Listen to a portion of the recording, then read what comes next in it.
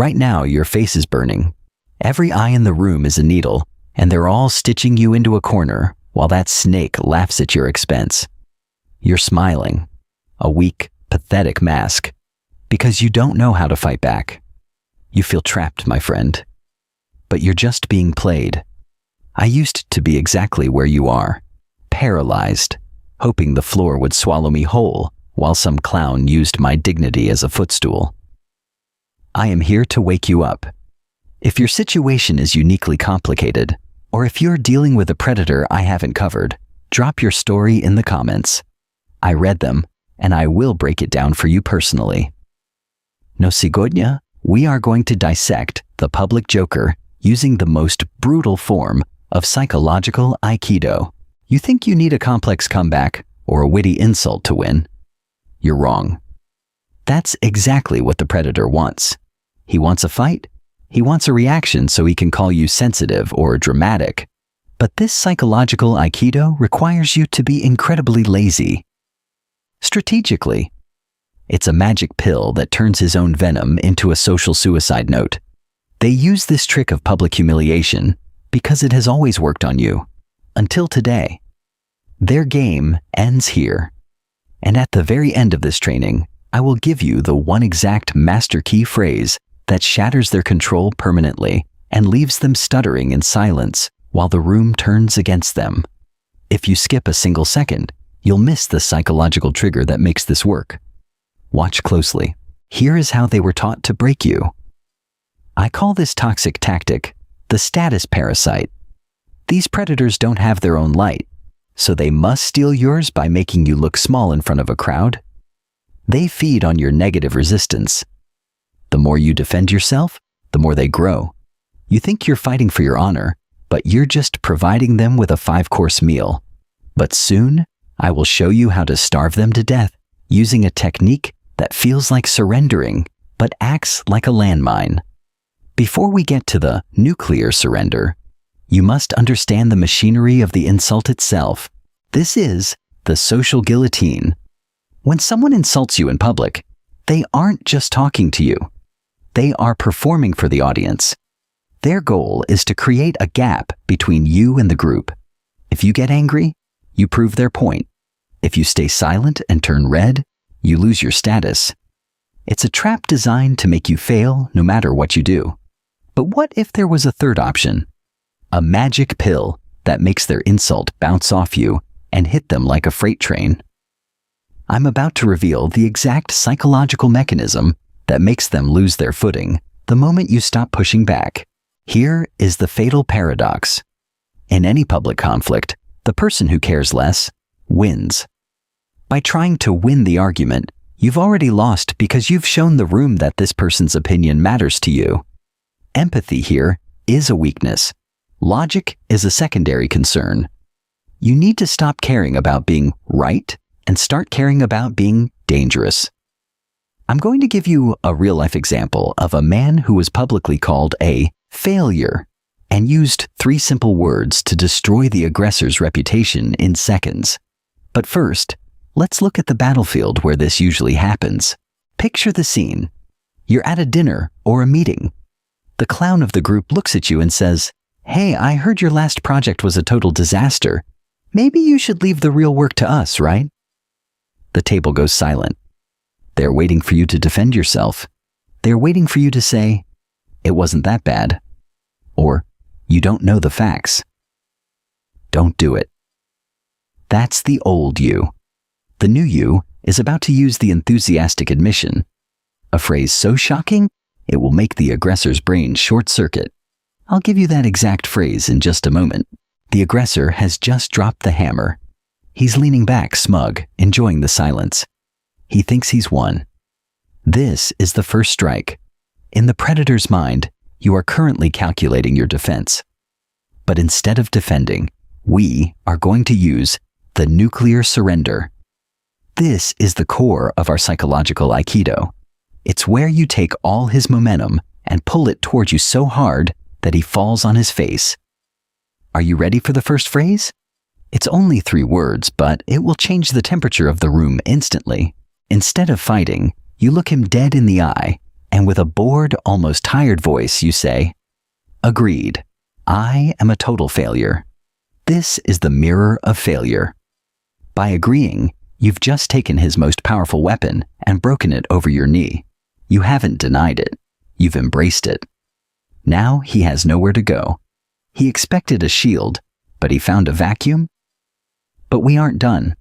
The agreement is just the setup for the pivot, the move that will make him the target of his own joke. Why does "I am a total failure" work? Because it robs the aggressor of the conflict high.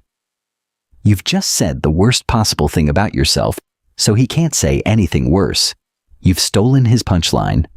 The room is now looking at him to see what he does next. And he has nothing. He's a hunter who just shot his own foot. But here is the most important part, the follow-up. After you say you're a failure, you must deliver the pivot. You ask, "And you?" This is how you shift the entire weight of the conversation back onto him. Agreed. I am a total failure. And you? Look at what you've done. You've accepted his frame, and then immediately asked him to justify his own status. This is the killing blow. If he says he's not a failure, he looks like a defensive narcissist. If he stays silent, he looks like a bully who got checked. But wait, my friend. What if he's smarter? What if he tries to keep going? That's when you use the enthusiastic admission. I will show you how to turn your failure into a spectacle that makes him look like a desperate observer. If the predator keeps pushing, you escalate. You don't get angry, you get excited. I call this the enthusiastic admission.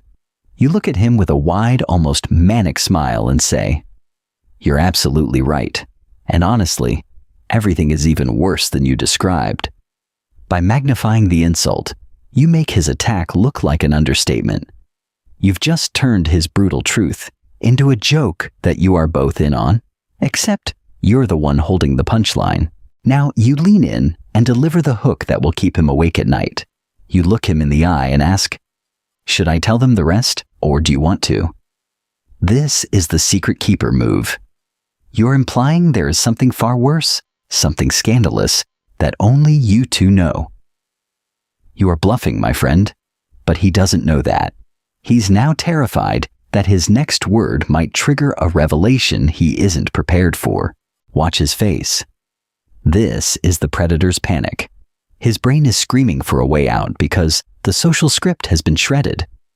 He wanted to see you squirm. Instead, he's watching you lead the charge into your own destruction. He is losing the audience. The people watching aren't laughing at you anymore. They are looking at him, wondering why he's being so obsessive and why he looks so uncomfortable. But you have one more layer of psychological Aikido to drop on his head.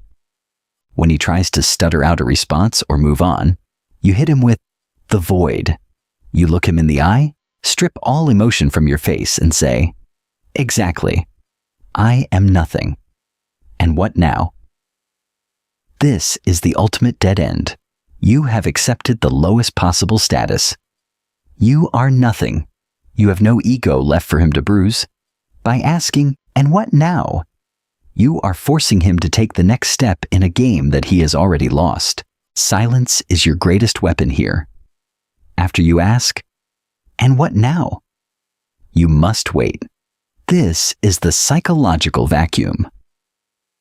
Most people are terrified of silence in public and will babble to fill it. Let him babble. Let him dig his own grave while the room watches him struggle to find a reason to keep attacking someone who has already surrendered.